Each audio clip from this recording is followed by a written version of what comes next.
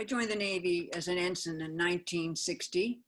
And by the way, I wanted to say that Louis is an E9, which is the highest you can be in the enlisted ranks. So I'm very proud of him. Thank you. Anyway, I enlisted in 1960, and I feel like I'd been in the Navy for all those years because I'm a Navy junior. My dad and mother and family went up and down the East and West Coast. So it's in my blood, shall we say. But I really was never subject to Don't Ask, Don't Tell, by the way. I was just subject to something that was, I don't know, some people say it was worse, some people say it was better, but it's all the same. It is, if you're discovered to be gay, then you're fired, you're discharged, you're out. As far as my personal background, when I joined, you have to sign things, and I didn't say that I was gay because I wasn't. I didn't know a darn thing. 1960 was a long time ago. And so I moved along and discovered that, yes, I was attracted to women, and that began to happen for me. And I fought that a long time, tried to be bi, but I'm not bi, but I sure tried. So that was a very difficult feeling. Not difficult, it was just, it almost created paranoia. For one thing, I was in Intel, and that means you had top secret and so forth clearances. And so you're always looking over your shoulder. But I would say that the gays who have joined through the years and discovered they're gay, as I did, it was a terrible feeling, really. And a lot of them got out. A lot of people got out. One committed suicide. One of the waves committed suicide over this. But we gradually learned that a term that you may not have heard, but it's called heterosexism, which is essentially the same as sexism or racism. It's discrimination because of your sex, and the heterosexism in the military then was pretty powerful, pretty strong, as was the sexism. But I did fight the sexism. I could not fight the heterosexism. I would have been discharged. But my last job was commanding officer right here at NTC. And one day a senior chief came in to talk to me, and he said, "Skipper, I just want to tell you that the captain, whom he worked for, he was my boss, the captain, asked me to tail you for 2 weeks." He was trying to see if he could discover that I was a lesbian. So that just broke my heart, and that was the feeling of betrayal. Not only had the captain betrayed me, but so had the Navy. And the upshot was that I retired early. And it was very difficult, extremely difficult. So when I say that, and I did work, I retired and taught and did a lot of other things, but when Joan Dara, who was a retired captain, lesbian, said, "Beth," she called from Washington in about 2007 and 8, and said, "Beth, we need you badly." "Why do you need me?" She said, "We just need you and your activism and your strength and so forth." So I got into very much the role of a leader of those of us who had been able to retire and were gays or lesbians, top people working on this repeal, because it was so darn stupid and discriminatory. So when I say it felt like reconciliation, when we finally, in 2010, dropped that, we repealed it, it was a super relief for those who were still in and would no longer have to put up with this. Jane O'Reilly and Ms. Magazine's premier issue talked about the click, when you have this feeling of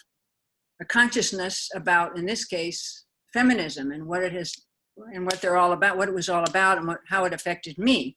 And it affected me because the opportunities for women, either enlisted or officer, were so very restricted. And I wanted to do something about it a couple of times. I finally did. I did a lot. So that was my first time that I realized I was an activist. And then, of course, when I did something about repeal. But the activism, I think, partly it's a nature nurture. I think it's within me. And then Theodore Parker, I learned, is this in my blood, if you will. And he was an abolitionist. And I thought, yeah. And he was a fantastic guy. So I think it's partly in my nature, in my blood. We've got to make the world right, and this is how I can help, and I did. So that's it. But the second question I think is important, Mary. Can I say something about that? Yes.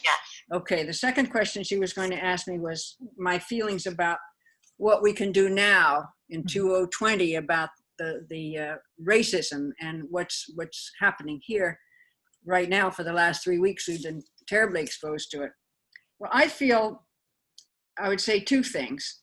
First, white America, most of us on these screens, we must listen to the Black community with humility and openness.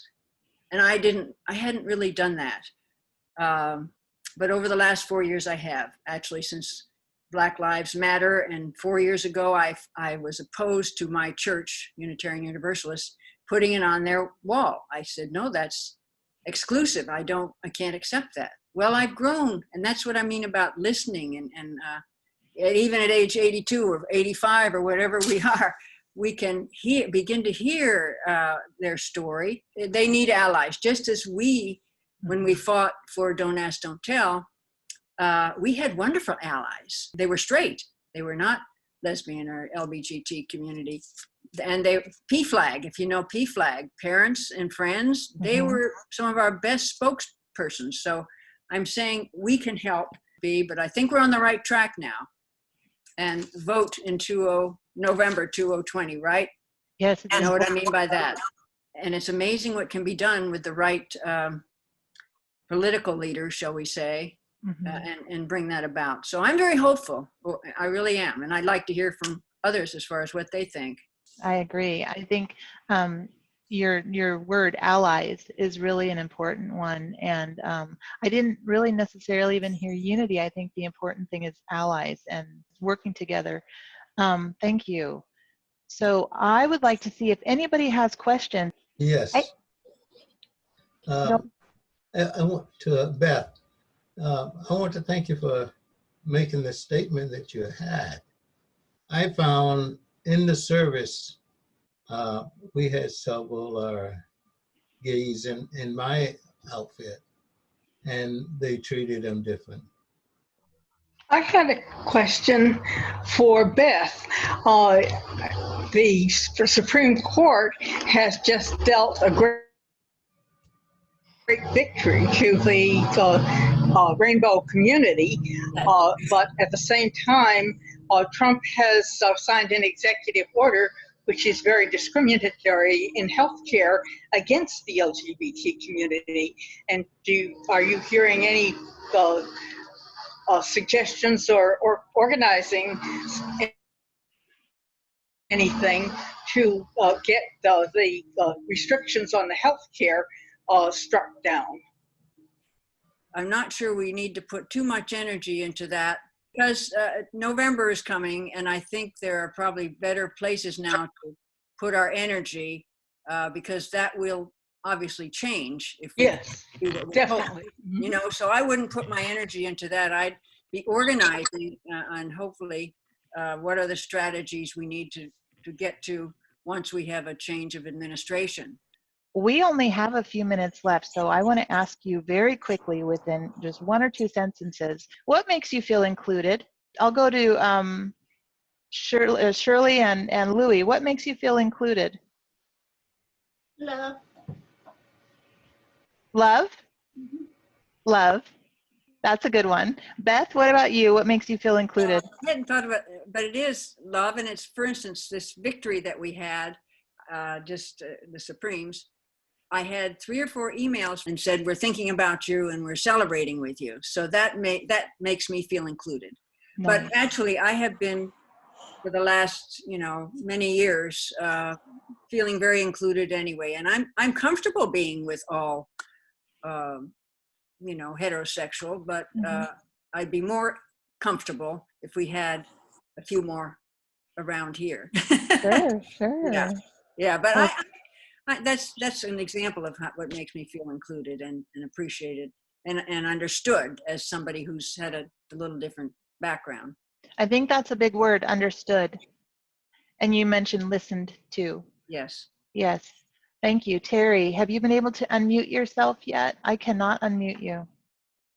But what I know makes Terry feel included is also love. So because we've talked before, and that is important on all of our communities. That's really why people move to the communities. So is there anything else? Any more questions before we go? Please wave if you've enjoyed this chat. Watch your emails for next month's chat. We don't know what the topic is yet, but it should be something interesting or fun. It'll be fun. If anybody has any suggestions for anything, we'd be happy to consider them. So send Mary that email if Yes. you have any suggestions. Yes. I'm leaning towards baseball, so it should be fun. So I hope you all have a wonderful afternoon, and I look forward to seeing you again soon.